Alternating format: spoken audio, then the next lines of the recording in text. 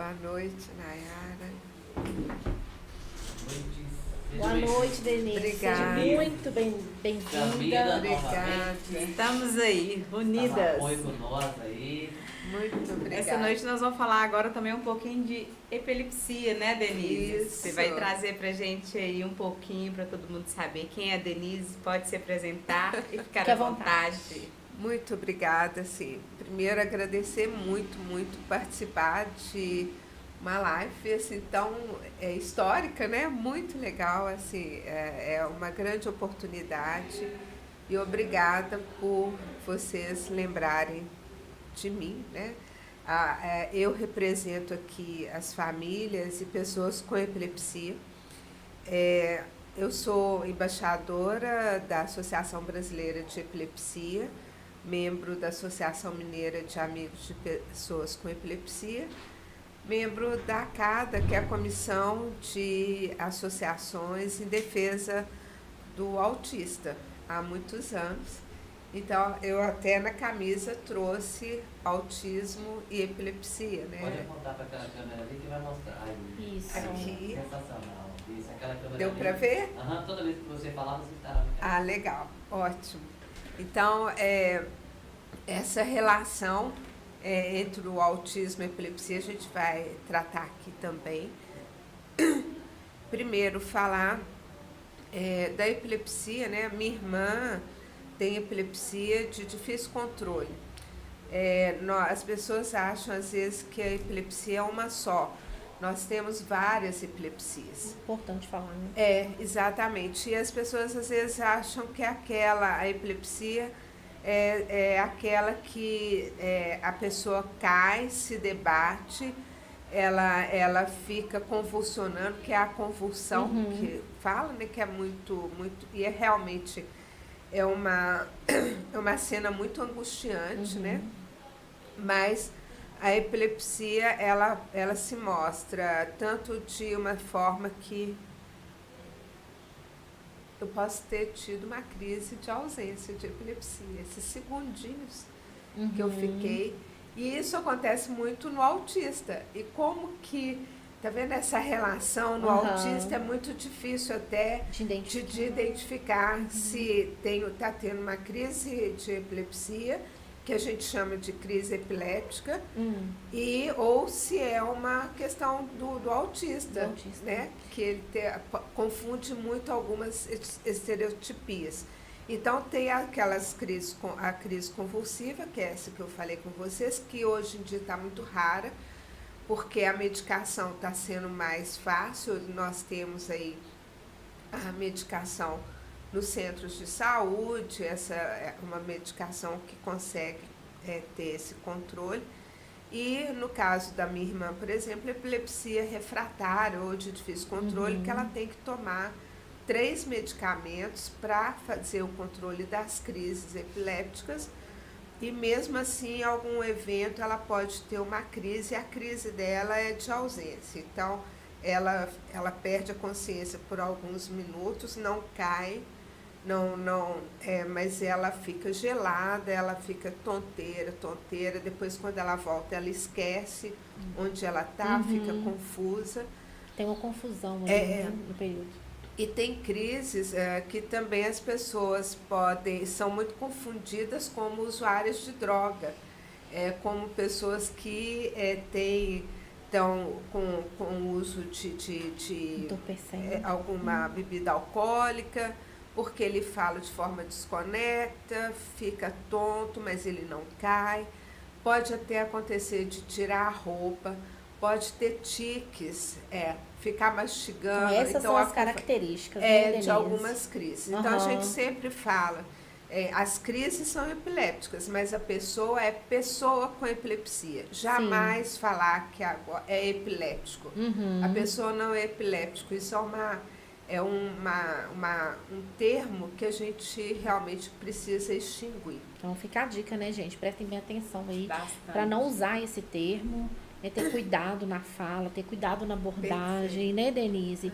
Eu gostaria muito que você falasse, primeiramente, do símbolo, porque muitas das pessoas não conhecem o símbolo, né? Pode falar, fique à vontade. A cor da epilepsia é a cor roxa, e a gente está aqui com laço roxo. Aqui, esse laço a gente fez juntando o autismo com a epilepsia, mas o porquê da cor roxa, né? Uma menina da Nova Escócia, ela, com 9 anos, ela demonstrou o preconceito que ela tinha.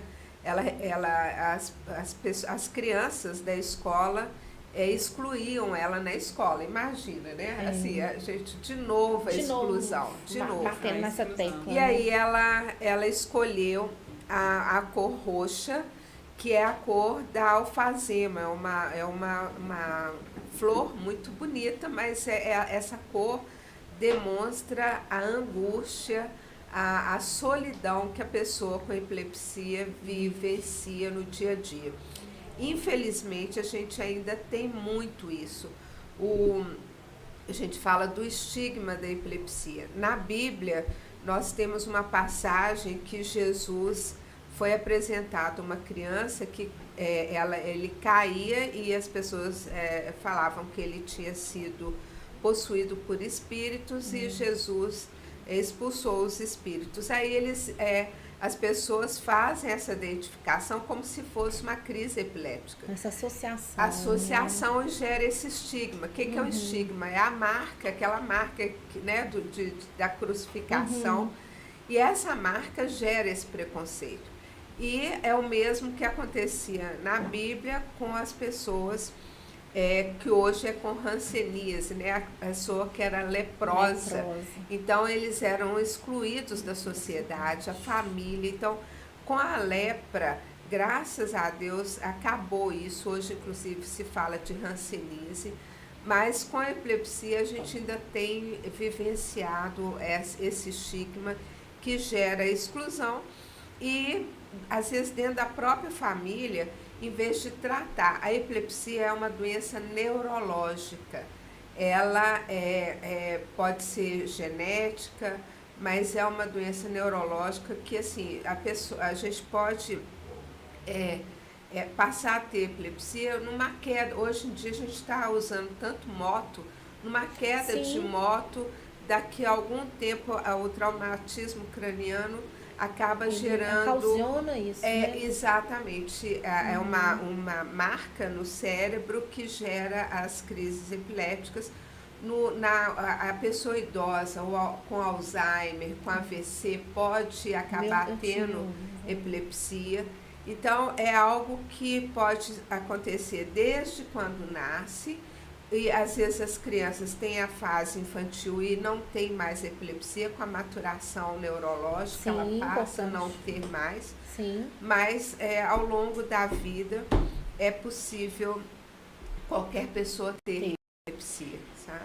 Ô, Denise, então eu tenho várias perguntas, acredito que o Márcio também. Eu falo demais, gente. Não, e fique à vontade. Eu quero te perguntar sobre a medicação que foi bem dita aí primeiro, a importância de buscar o diagnóstico assertivo, intervenção correta, medicamentosa, porém com responsabilidade, viu, gente? Não, né, a gente não pode indicar medicação para ninguém, procurar um especialista.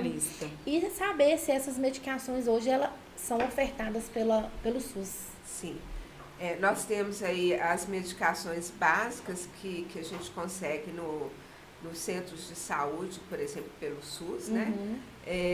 Isso aí, a gente está tendo algumas vezes tem a falta, sim, isso é sério, a gente tem que ficar atento.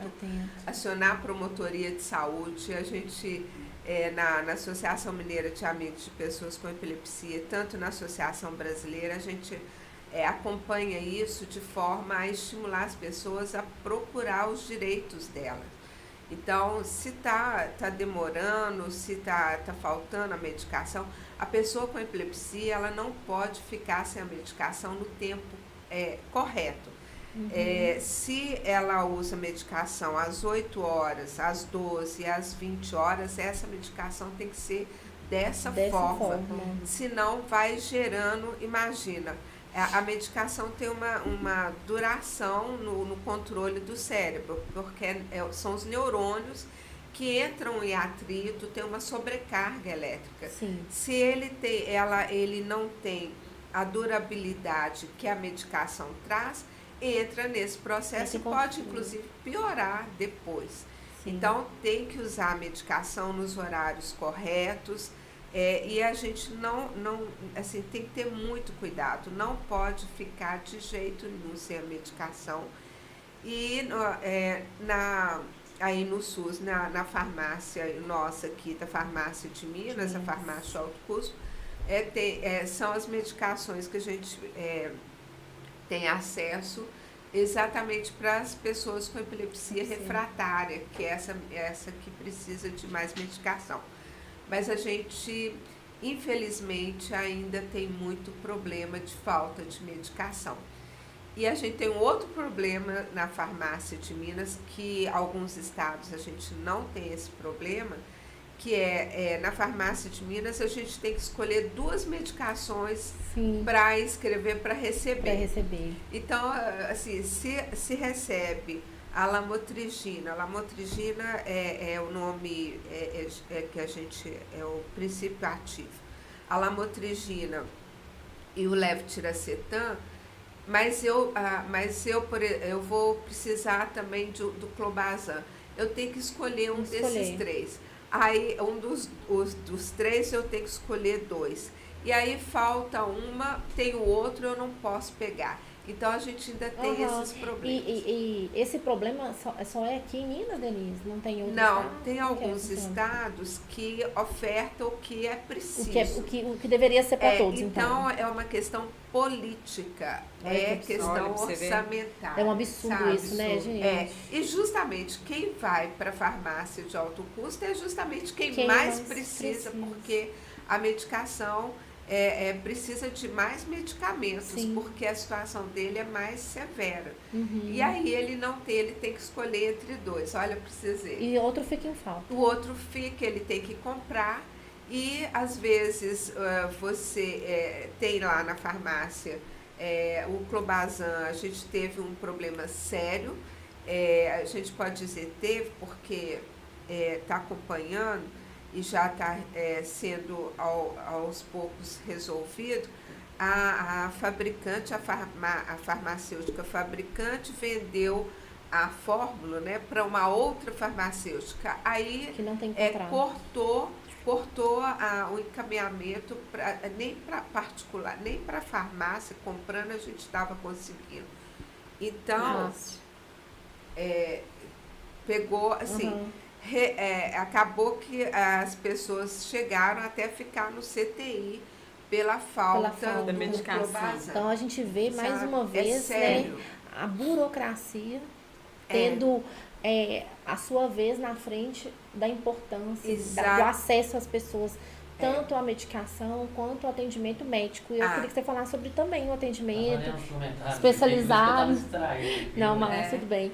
Como que é feito, né, esse encaminhamento? Por onde que as famílias buscam ajuda primeiro? Então, 70% das pessoas com epilepsia, elas têm epilepsia a epilepsia que é possível ser controlada a partir de medicamentos básicos e até pelo médico generalista ali do centro de saúde. Sim. Não precisa do neurologista, tá? Então, esses outros 30%, o médico generalista do centro de saúde, ele encaminha para o neurologista que é especializado. E então a gente tem pessoas que às vezes só aquele núcleo familiar é que sabe que ela tem crise epiléptica, porque ele toma medicação de manhã, às vezes na hora do almoço e à noite, e tem uma vida perfeitamente tranquila. Agora, as pessoas com epilepsia de difícil controle, ela precisa, mesmo tomando a medicação, pode ter escapes, pode ter crises durante o dia. A minha irmã, por exemplo, o gatilho, né? A gente fala do gatilho. É emoção. Então, se ela fica emocionada, ou se ela, assim, preocupada ou muito feliz, existe esse gatilho, a possibilidade dela ter uma crise é grande. A luz, aquela luz estroboscópica, aquela que fica piscando, que o pessoal gosta de balada, tem pessoas autistas e com epilepsia também, que é um gatilho. Então, aquelas luzes, os neurônios entram em pane, sabe? É processar tudo muito rápido, né? E é um jogo de luz que te deixa tonto, na verdade. Eu ia falar assim, isso me deixa, né? Me incomoda. Eu acredito que, né? Enfim. Então, são gatilhos. Sim. E é dessa forma, assim, a gente tem, então, a grande maioria pode ser atendido em centros de saúde, com os médicos generalistas. Sim. E em média de 30% tem que ser com neurologista, de preferência epileptólogo. Muitas pessoas não sabem que existem neurologistas epileptólogos. Uma boa informação aí, né? A palavra é até difícil, né, de pronunciar. É que tem realmente, assim, já tem porque eu falei assim, não tem uma epilepsia, são várias. E epilepsias vindo até de doenças raras, por exemplo. Então, ela cursa de formas diferenciadas. As crianças, né, as pessoas com síndrome de Dravet, por exemplo, elas podem ter mais de 30 crises durante o dia. É muito difícil, para não dizer outras. E o diagnóstico, ele é fácil acesso, Denise? Ele é muito, primeiro, é clínico mesmo. Sim. Então, a partir do momento, nós temos aí crises que são só noturnas. Então, às vezes, se a família não está atenta, a pessoa tem aquela crise, a gente pode até dizer a criança, tem espasmos, se não tem um parente vendo aquela criança dormindo, ele não vai perceber. Aí a criança acorda cansada, às vezes até com a língua mordida, porque ele pode ter convulsionado, com urina, acho que é normal, né? Porque a criança urina na cama. Sim. Então, mas a gente até hoje em dia com o celular, a gente fala, olha, não dá a pessoa ter calma, mas vai ter que ter calma. Mas é bom filmar, fazer o registrar vídeo desde o início e mostrar para o médico como que aquela crise aconteceu desde o início. Porque dependendo da forma que a pessoa está ali naquele movimento, às vezes ela está com alguns tiques, fazendo mastigação, é um lado do cérebro que tem a área epiléptica. Outras de ausência, outra área, tem as crises que são generalizadas. Então, depende muito da área e essa filmagem ajuda o médico a fazer o diagnóstico. Mas o diagnóstico, a princípio, é clínico, a partir do relato, e aí encaminha, se for necessário, para o eletroencefalograma. E a gente tem uma outra tecnologia, que é o vídeo eletroencefalograma, que aí é usado em epilepsias de difícil controle, para saber qual que é a área e para fazer também a avaliação se é caso de cirurgia. A gente está tendo agora essa tecnologia avançada, que as pessoas conseguem, a partir do momento que faz a cirurgia, às vezes ter 100% de sucesso ou um sucesso bem grande, para evitar, para não ter mais as crises. Então, a gente está, inclusive, aí incentivando, e o SUS faz as cirurgias, que bom. Mas a gente ainda precisa muito que o SUS seja mais, oferte mais os exames e as cirurgias, ainda precisa. Sim. Temos que lutar muito por isso, né, Denise? Porque a gente esperar o SUS, a gente vê tantas coisas acontecendo, falta de muitos profissionais na área. Exato. E a gente fica de mãos atadas, né? E até eu vou aproveitar a oportunidade lembrando, eu também sou conselheira de saúde no Hospital Infantil João Paulo II, que é uma referência, como hospital estadual, é referência em doenças raras, epilepsia, e a gente está aí agora lutando para que agora o hospital vai ser transferido numa outra construção, mas que o pronto atendimento está previsto de ser fechado. Não dá para a gente, às vezes é criança com crise epiléptica e não dá para ela ser atendida num pronto atendimento qualquer. Como não dá. Né? Então tem a gente que ter tem que esse lado muito. Especializado para estar atendendo aquela criança ali, aquela pessoa, né? Exato. E no caso da criança, né, a gente tem aí no hospital tem outro tratamento que é a dieta cetogênica também, que ajuda. A dieta cetogênica muitas pessoas usam até para emagrecer, mas na epilepsia é lógico, é tudo feito de acordo com o que é prescrito. Na epilepsia ela é usada para controle de crises com um sucesso muito grande com as crianças. Então, e no Hospital Infantil João Paulo II a gente tem a nutricionista. Então, são várias as formas, as condutas para controle das crises de epilepsia. E a gente ficar atento, né, nessas abordagens, principalmente os hospitais, o SUS em si, dá mais atenção, né, para essas pessoas que precisam mesmo, se está no SUS é porque realmente precisa desses acessos. Porque uma vida a gente não pode brincar com ela jamais, né? Exato. Vida é uma vida. E é o que a gente sempre fala, que a inclusão vire rotina, não só no falar, e sim no papel e no agir, nas atitudes, né? Que é muito bonito, né? A gente estava comentando ali agora, muito bonito a frase, que a inclusão vire rotina. Mas a rotina, vivenciando com a inclusão, a gente no dia a dia, a gente vê que, na verdade, é difícil se aplicar, né, a inclusão no nosso dia a dia, no cotidiano de cada um de nós. Né? E no caso da epilepsia, a gente vê aí essa dificuldade da criança permanecer na escola. Infelizmente, a gente, nos grupos, né, a gente tem aí as falas das mães, que a escola quer que a mãe fique ali acompanhando a criança, o adolescente, em horário integral dentro da escola, dizendo que tem medo dele ter uma crise e não saber lidar.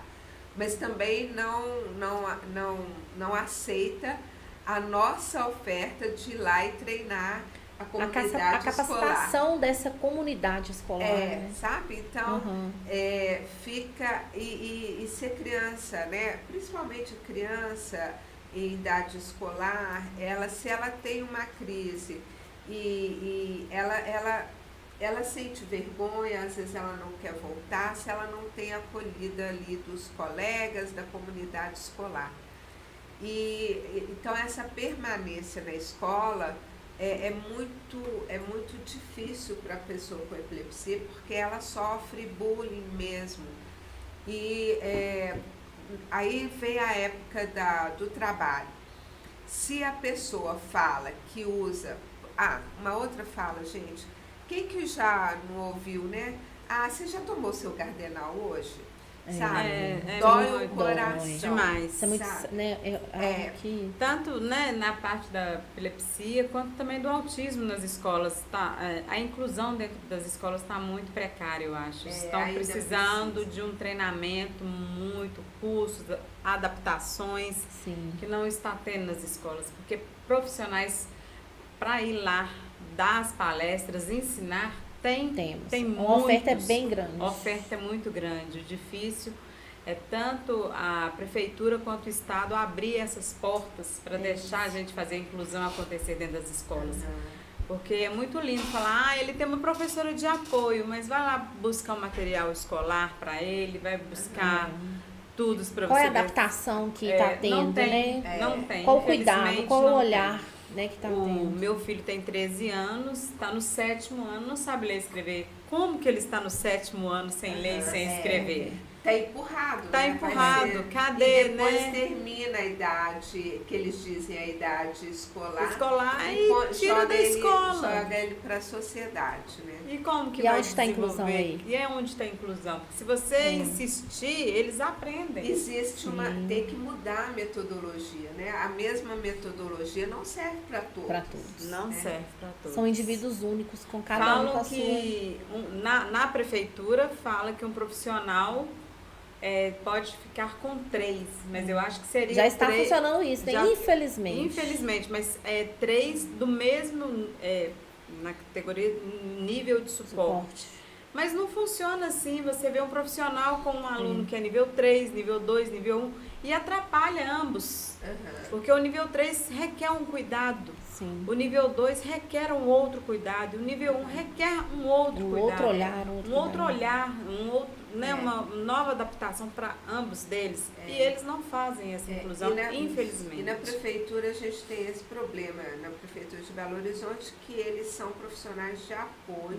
Mas não lidam com a questão pedagógica. Não, né? e do Estado. O Estado tem o professor de apoio e o profissional de apoio para atividade de vida diária, né? Mas isso é só na teoria, Eu ia porque falar na agora, prática não funciona, porque o Guilherme está no Estado, é uma professora para dentro de sala e auxiliar para o recreio. Não funciona. A professora de apoio dele de dentro de sala não consegue ensiná-lo nem desenvolver. Não muda porque a metodologia. Ele não muda, porque ele não está aprendendo, porque ela não está com os mesmos, os 2 que ela tem não é o mesmo nível, o mesmo suporte. Então, E nem se que um fosse, sai, né? o outro sai. Se um deita, o outro deita. Se um não quer, o outro não quer. Então, se fosse os 2 nível 2, ela conseguiria dar o discernimento para os 2. Se fosse os 2 nível 3, ela conseguiria fazer. O leigo sabe disso, Sim. né? E agora como... Mas ainda assim, cada um tem as suas dificuldades, né? Mesmo sendo do mesmo nível, eu acredito que cada um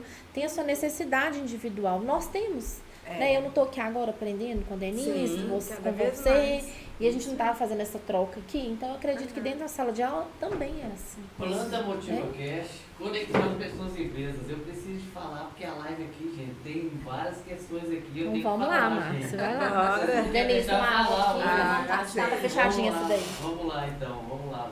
Voltando aqui pra live, vamos lá. Galera, vamos lá, então. Eu tô assim. Cadê a Mariana? A Érica perguntando. Obrigada. Mariana tá lá me aguardando. Valquíria Machado, mais uma pessoa excepcional. Denise, Meu Martins, Deus. Mariana, Mônica. Isso aí. Pode falar? Valquíria. A Elida Francisca, boa noite, meninas. Boa noite, obrigada pela participação. Valquíria Machado. Aí vai. Exatamente, vários tipos de epilepsia. Renato tinha espasmos, leves ausências, não era crise convulsiva clássica. Foi o primeiro diagnóstico, em seguida o TEA. Aí, tá vendo? Essa relação. É uma janela aberta, né, Denise? Fala aí. Porque o TEA, né, o transtorno do espectro autista, ele tem a relação neurológica e a epilepsia também. Então, são muito ligadas, né? A gente fala da epilepsia ser uma comorbidade do autismo e, por incrível, as pessoas ainda, assim, em pesquisas, em torno de 40% das pessoas autistas, especialmente de nível 3 de suporte, têm epilepsia. É a mesma coisa com relação às pessoas com paralisia cerebral. Tem também muitas pessoas com paralisia cerebral têm epilepsia. É essa relação neuronal que existe, né? E o autista, graças a Deus, hoje parou de ficar parecendo que o autista, ser autista foi porque houve uma falta de apoio materno, né? Aquela coisa que é bom a gente nem lembrar disso. É difícil, né, Então, Denise? agora eu sou ainda dessa época que, como psicóloga, eu estava contrapondo, inclusive dentro do Conselho de Psicologia, deixando muito claro as novas pesquisas que o autismo tem uma relação neuronal, né? Então, são interações muito próximas, sabe? Sim, eu vejo assim a questão do Guilherme, tá, gente? Eu vou falar do Gui, porque o Gui ele é autista e tem paralisia cerebral. Então, o Gui, tinha vezes que você tava assim, conversando com ele, do nada ele parava e ficava. Uai, está certo? Guilherme, tô te chamando. Guilherme, olha pra mim. E aí, né, fiz vários cefalogramas, principalmente para também não saber se estava tendo convulsões silenciosas à noite.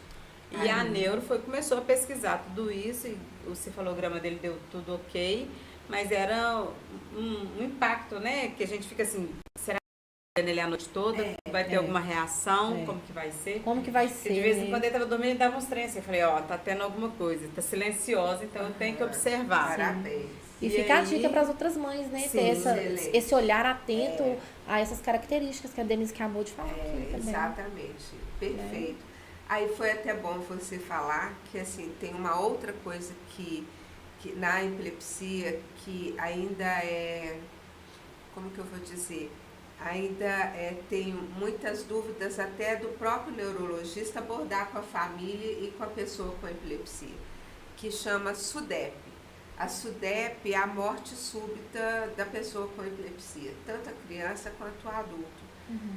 Pode ocorrer e acontece muito ele dormindo e do nada, não tem nenhuma informação anterior, isso ainda está em pesquisa, mas acontece mais quando a pessoa não tem o controle das crises. Por isso que é importante ter medicação. Galera, não pode parar, assim, adolescente, né? Não toma medicação para beber, não pode. Pessoa com epilepsia não deve beber, não dá ruim ficar sem o medicamento, dá ruim ficar beber, é muito complicado. A pessoa tem que ter essa noção. Então, as pessoas que não têm a crise controlada, o risco de SUDEP é muito alto. E quando eu fiquei sabendo da SUDEP, eu entrei em desespero, porque eu estava querendo dormir com a minha irmã, ficar olhando, queria comprar um aparelhinho que mostra ela tendo crise. Entrei numa situação, como que eu podia deixar a Márcia dormindo e vai que ela morria durante a noite, né? Sim. Mas a questão, e aí veio a doutora Maria Carolina Doreto, uma das fundadoras da Associação Mineira de Amigos de Pessoas com Epilepsia, e me tranquilizou. Ela falou, Denise, primeiro que a Márcia tem as crises controladas, vocês fazem o controle direitinho dos medicamentos, ela dorme no horário certo, então o risco é muitíssimo pequeno e você não pode controlar tudo na vida, né? A gente também pode acabar morrendo de uma hora para outra e não ter epilepsia, pode acontecer. Então, mas é importante que as pessoas saibam da SUDEP também, principalmente quem não toma medicação, que não controla, acha que é bobagem, se acha que está com a crise controlada, quem pode tirar a medicação é o neurologista. Sim. Tá? Então tem que ser cuidadosamente observado. Entendi. Denise, a gente falando assim sobre as medicações, né? Você que está nesse contexto aqui conosco, mais cedo foi falado do canabidiol. O que você me fala do canabidiol para o pessoal da epilepsia? O canabidiol é uma medicação, né, que está sendo utilizada. Tem uma pesquisa, tem pesquisas amplas, porque as pessoas confundem muito com a maconha, né? O canabidiol é o extrato que usa. E, por exemplo, quando eu citei lá a síndrome de Dravet, ele tem sido muito importante para controle das crises nas crianças com Dravet. O que a gente coloca que o canabidiol deve ser a última alternativa, quando as outras medicações ainda não deram certo. A somatória de medicamentos, primeiro, porque ainda não está disponível no SUS. para começo de Sim. assunto. Tem que passar por uma documentação muito grande. Eu entrei nessa tem que ter fila. essa responsabilidade, né, Aí Denise? você consegue na justiça, mas aí todo mês você tem que conseguir uma receita de um médico que faz a prescrição do canabidiol. Aí a consulta é cara. E assim, e se você... a Mariana mesmo tem um colega que usava canabidiol, a mãe não conseguiu mais pagar a consulta para ter a receita, cortou o canabidiol do menino, assim, deu um atraso terrível, ele passou a ter crises muito maiores, a ter agressividade, então foi muito difícil para essa família.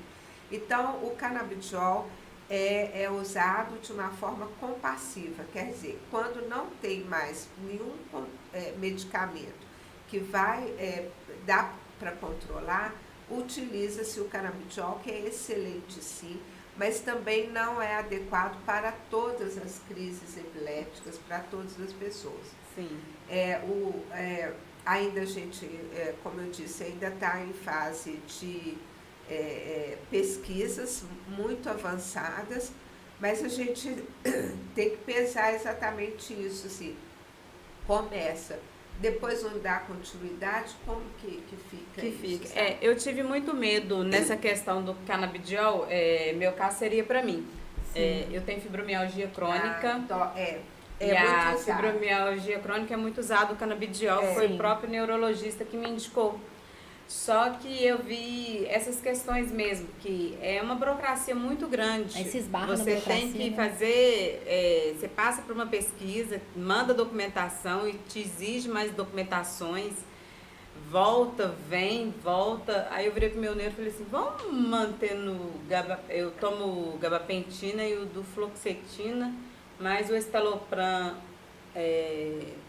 de 15 miligramas. Então, o gabapentina, que o pregabalina não deu certo, aí entraram com outro e agora eu tomo 1.600 miligramas de gabapentina para poder minimizar a dor da fibromialgia.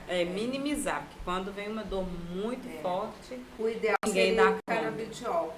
Mas enquanto a gente não tiver o canabidiol no SUS, os médicos do SUS prescrevendo, ou os outros médicos, assim, não são todos que prescrevem e as consultas são caras. Sim. E você consegue na justiça, mas depois vira essa bola de neve. Né? Mas a gente tem muita esperança que em breve vai ter aí esse acesso. E é um assunto, né, para a gente estar trazendo aqui também, né? A importância dessas pesquisas, é muito de incentivar. Bom. Eu falo assim, porque quem me encaminhou mesmo foi o neurologista, mas é o neurologista da dor, né? Que é o Dr. Décio Brandão, ele é o meu neuro. Então ele mexe tanto na parte neurológica, mas na dor também. Então ele mexe nessa função toda. Ele falou, você já tomou todos os medicamentos, já está na subdosagem de medicações. Você pode passar por canabidiol. Ele fez a receita de canabidiol, porque ele pode prescrever o canabidiol.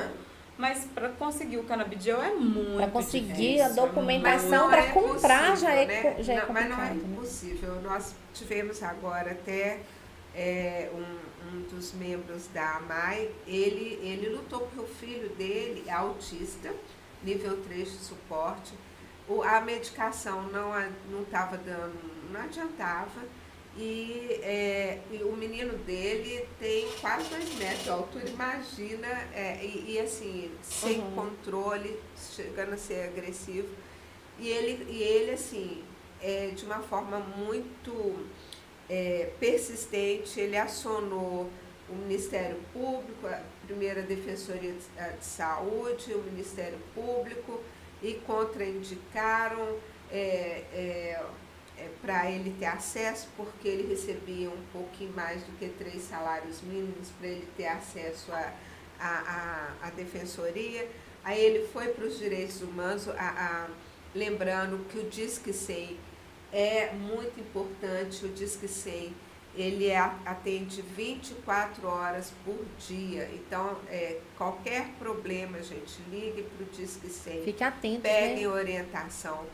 E ele chegou até aí na instância que o juiz liberou Mês passado ele já conseguiu a Que primeira vitória. Olha, que bom. medicação, e o menino dele tinha usado antes, ele viu a diferença, por isso que ele insistiu.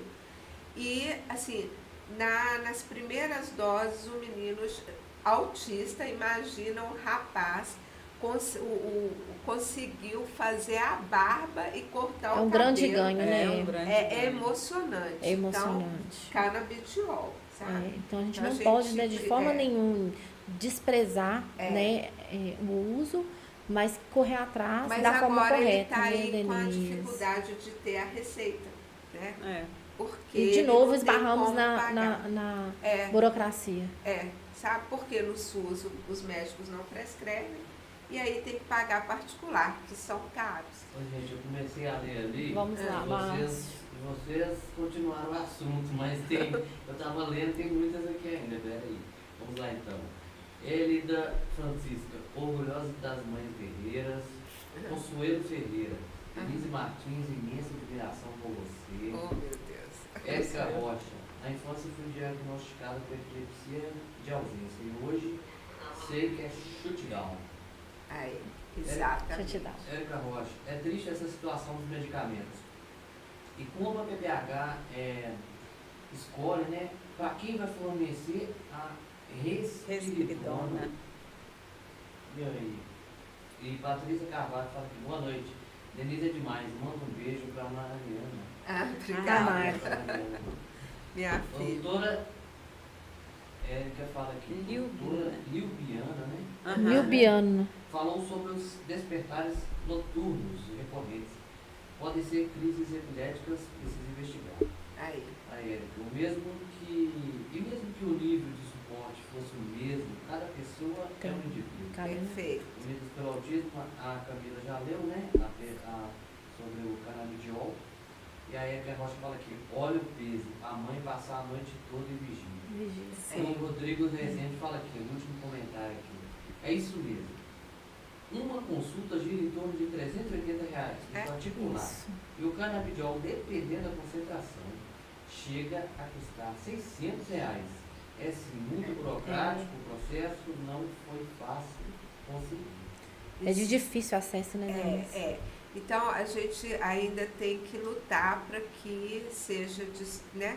O levetiracetam, por exemplo, é um medicamento que a gente conseguiu há poucos anos no SUS. Então, tem que passar pelo CONITEC, que é um comitê do SUS que avalia se a medicação vai ser fornecida ou não.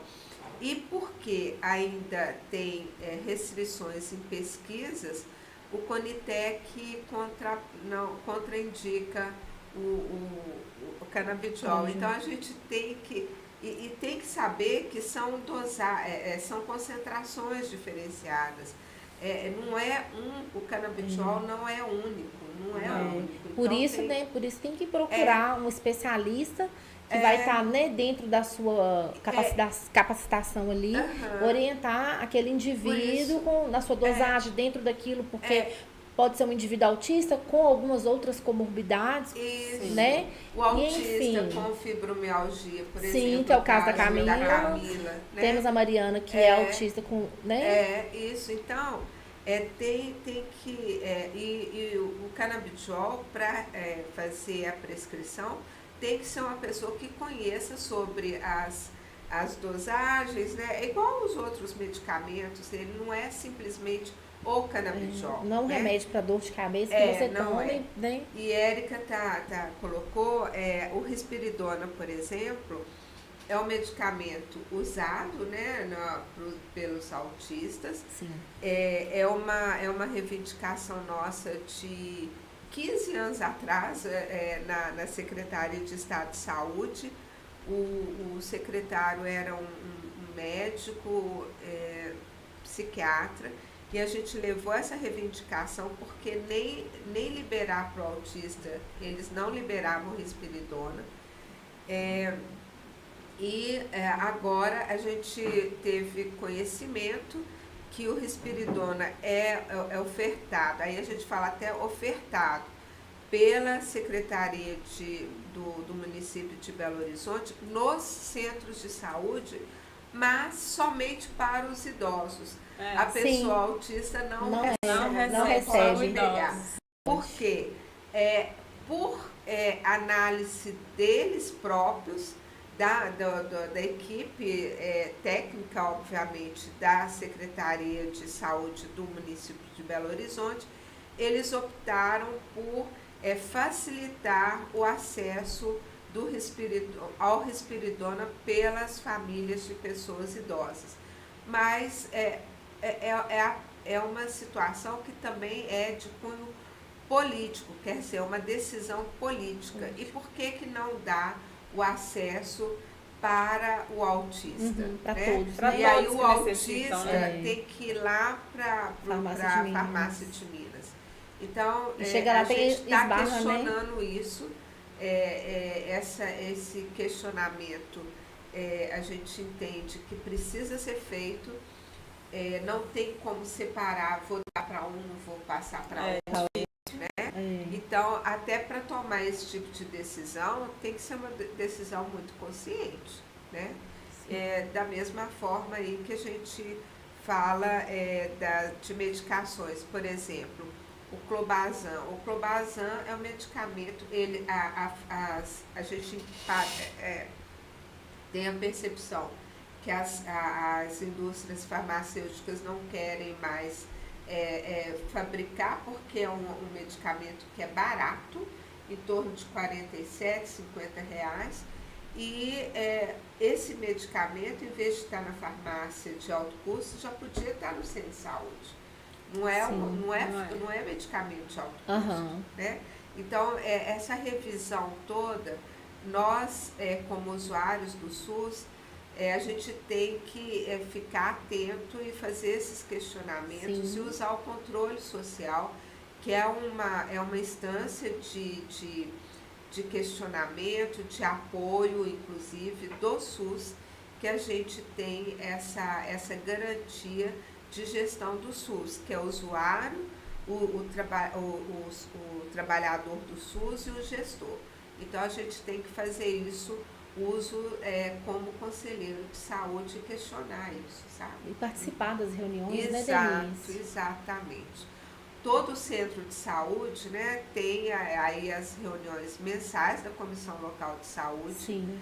É aberta a qualquer um dos usuários do centro de saúde, não precisa ser conselheiro, e a partir do momento que você vai participando, você acaba se candidatando a ser conselheiro do conselho local. Aí tem o conselho distrital, que ali tem o distrito, a gente juntando todos os centros de saúde, tem essa plenária do conselho distrital, e chega no conselho municipal de saúde e tem os conselhos de saúde dos hospitais. Então, nós como usuários, a gente precisa também tomar conhecimento dessas instâncias de poder que a gente tem, que a gente precisa usar. Sim. E como que as pessoas ficam sabendo dessas reuniões, Denise? Onde que é falado sobre isso? Porque pouco se fala, né? Porque talvez as pessoas tenham até o interesse, mas não sabem como acessar.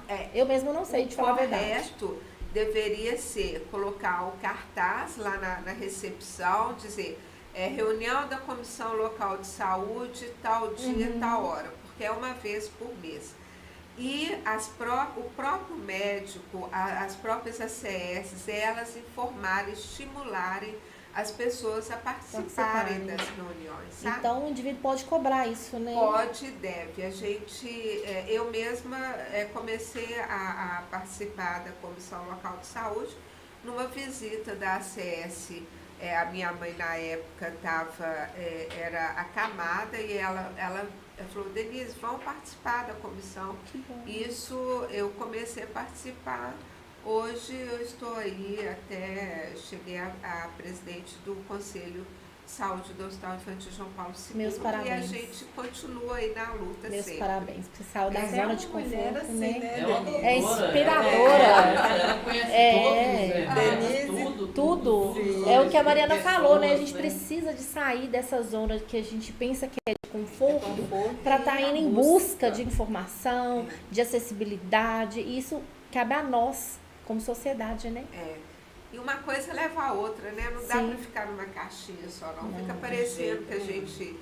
Mas se eu estou na Comissão Local de Saúde, ali do Centro de Saúde, eu tenho que participar da Comissão Distrital para saber se está sendo levado, se não está, né? Aí acaba que tô lá, a gente não lida com epilepsia, no Hospital Infantil João Paulo II não é referência em epilepsia, vão lá participar das reuniões, sabe assim? Então é uma vez por mês, então a gente vai fazendo.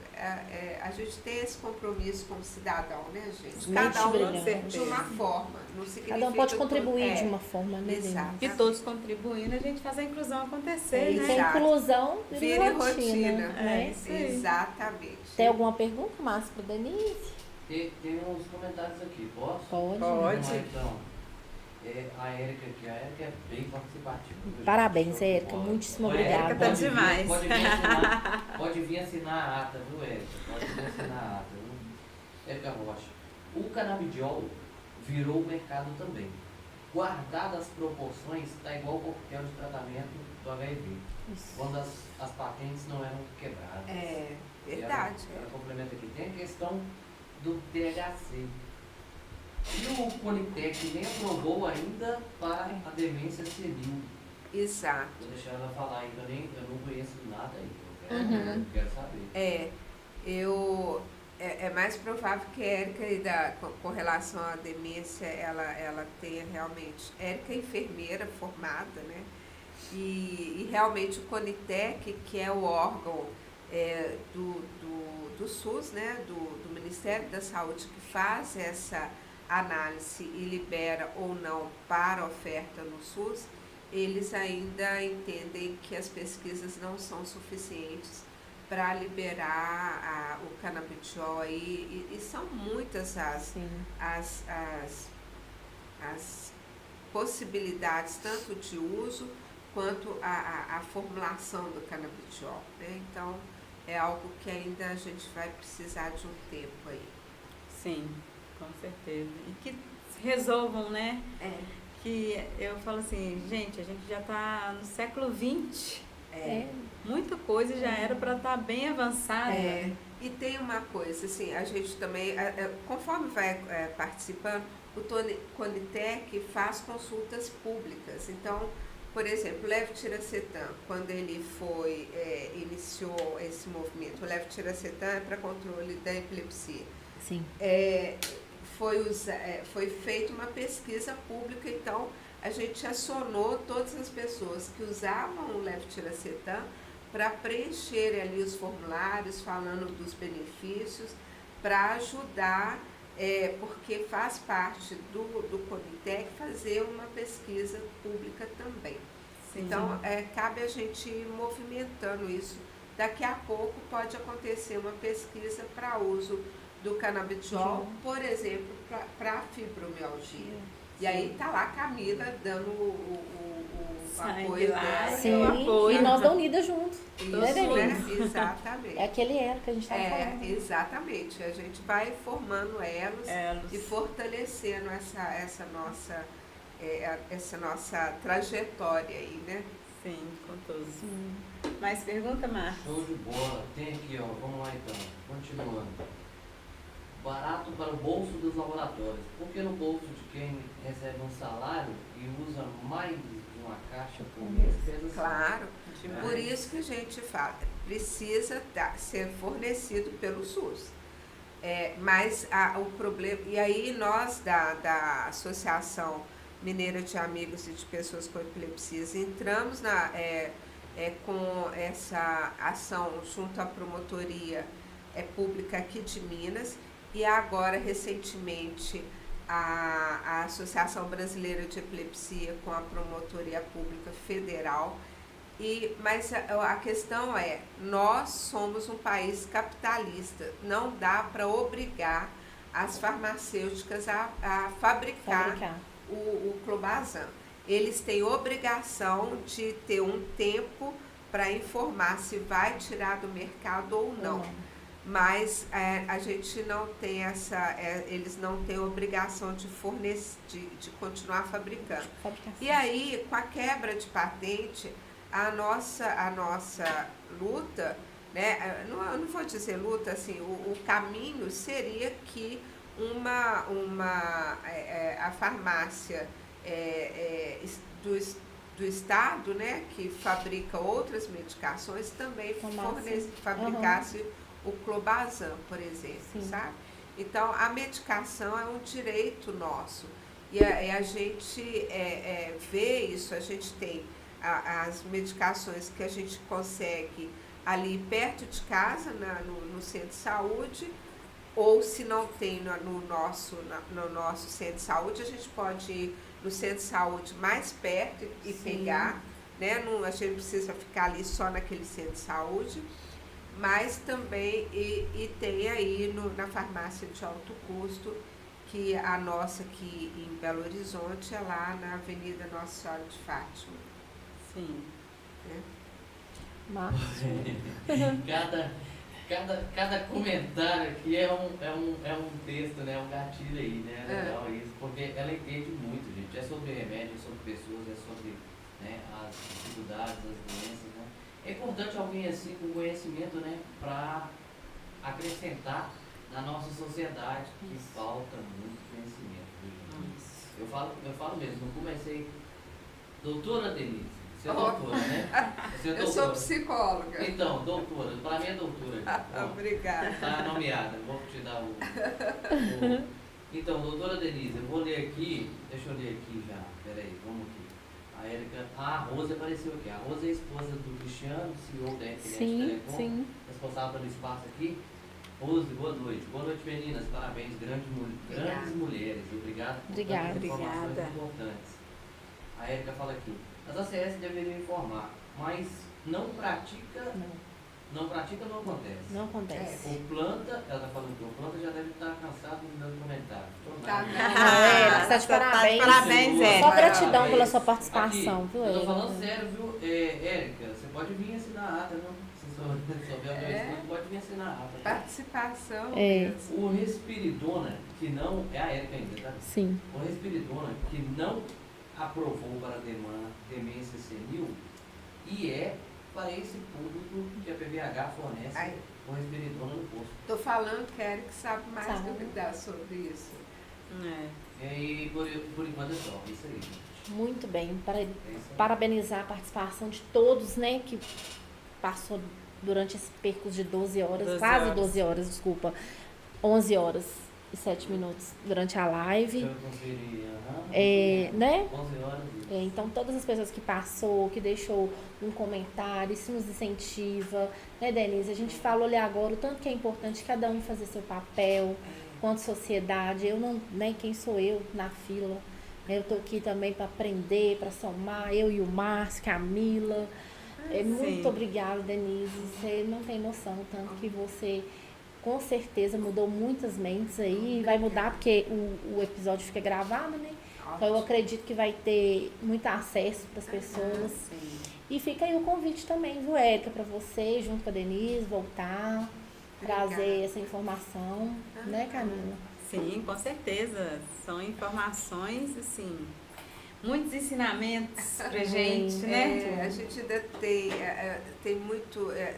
eu gostaria de só, assim, reafirmar de que epilepsia, a pessoa com epilepsia, com autista, ela tem direito a trabalhar, ela tem...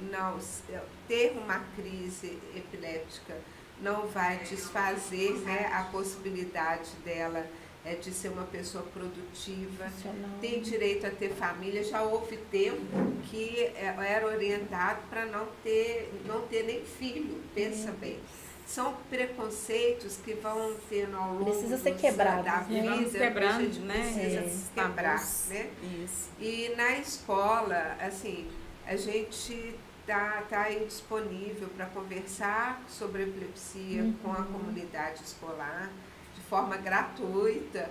Então, a gente se coloca à disposição. Sim. Eu, como embaixadora da Associação Brasileira de Epilepsia, posso muito bem representar e formalizar isso.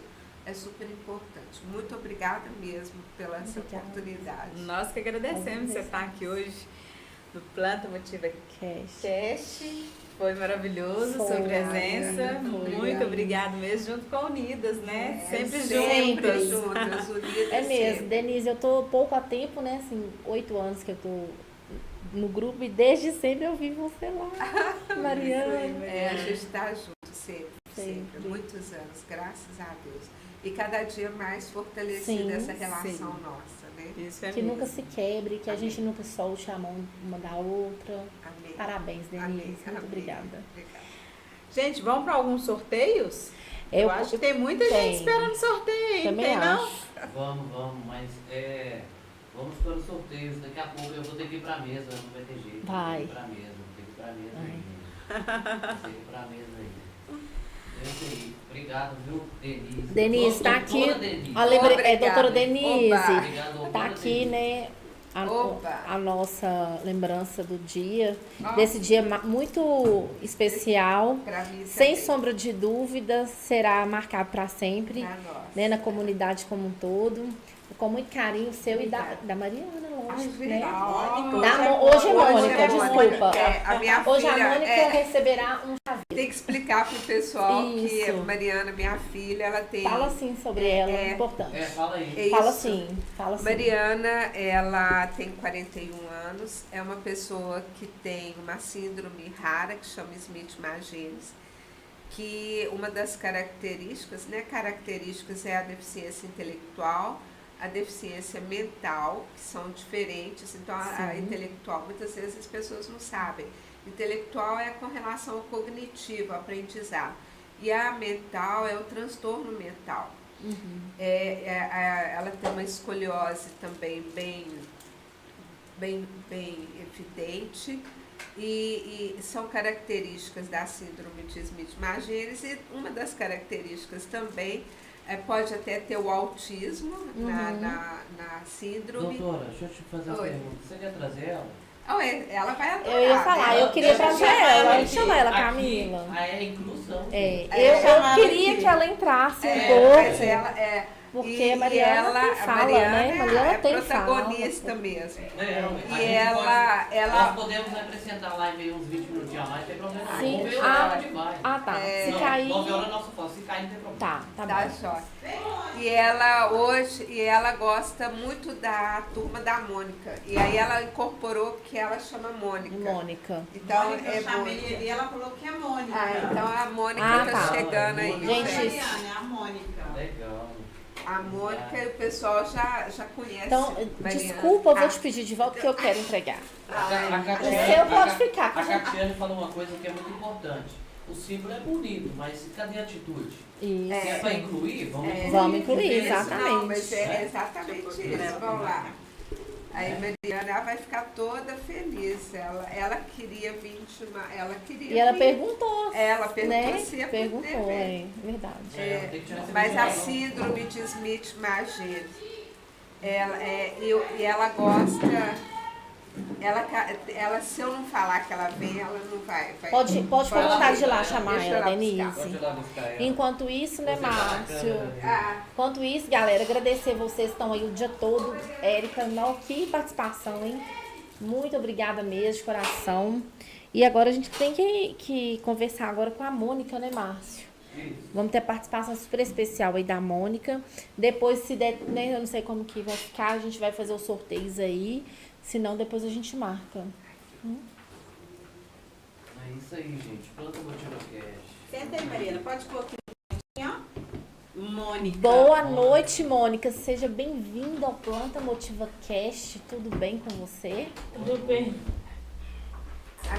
Ela tá com a sacola com o Sansão. Esse é o Sansão? Esse é o Sansão. E o outro Sansão. Gosta. Muito então ela bem. carrega de um lado para o outro. Isso. E eles são autistas e tem inclusive tem identificação. O crachá dele. Ali, ó, gente. Eles são autistas e tem o crachá, né, Mariana?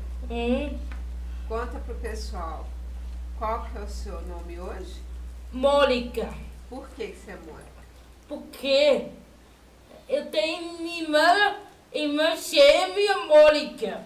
Ah, você é irmã gêmea da Mônica. Só outra Mônica. Só hoje que ela é Mônica. Só hoje, só Já hoje. tem um tempinho aí que tem sido, né? Aqui a blusa lá da turma da Mônica, né? É isso. E aí, gente. Mônica, a gente quer saber de você. Você tá feliz em estar participando de um podcast? Tá feliz, né? Então tá bom, a gente ficou muito feliz com você, tá, Mônica? Tá. Você nos traz muita alegria, pode ter certeza. Tá. Tá bom? Olha lá, tem um presente Ô, pra você. Denise, É um eu quero presente. oferecer pra ela primeiro uma balinha. Ó, Você aceita, Mônica? A bala? Isso. Ô, O Denise, chaveirinho, pega o também. chaveirinho. Ela preocupa tanto. Gente, eu acho tão bonito isso, porque primeiro ela pra sempre mim. preocupa em primeiro, mas você aceita? É. Você aceita? ela sempre Porque a passa gente pra Denise. sempre, primeiro. como um Gente, coração. você sabe o que Ô, é... foto. É A a foto! Você Aê! sabe o que é ganhar um bis e pegar metade e Metade. guardar pra mim? Eu não faço isso. É. Aqui, Mônica, Olha o lá. seu agora. Não, eu não sou papai. Não vai chupar então a tá bala. bom, muito Então bom. tá bom, obrigada. E agora você vai ganhar Olha um lá. presente do Planta Motiva Cast, da Unidas pelo Autismo, do quadro que é Inclusão Vira Rotina. Um chaveiro pra você guardar na sua bolsa aí. Da Fica. Vai Mônica. usar lá. Muito Você? bem, obrigada. Obrigada, Denise, mais uma obrigada. vez, obrigada pela Muito participação. obrigada Sinta-se à mesmo. vontade para voltar. Amém. Obrigada. viu, Obrigada. gente? Tchau. Obrigado. Tchau, Tchau. gente. Obrigado mesmo pela participação.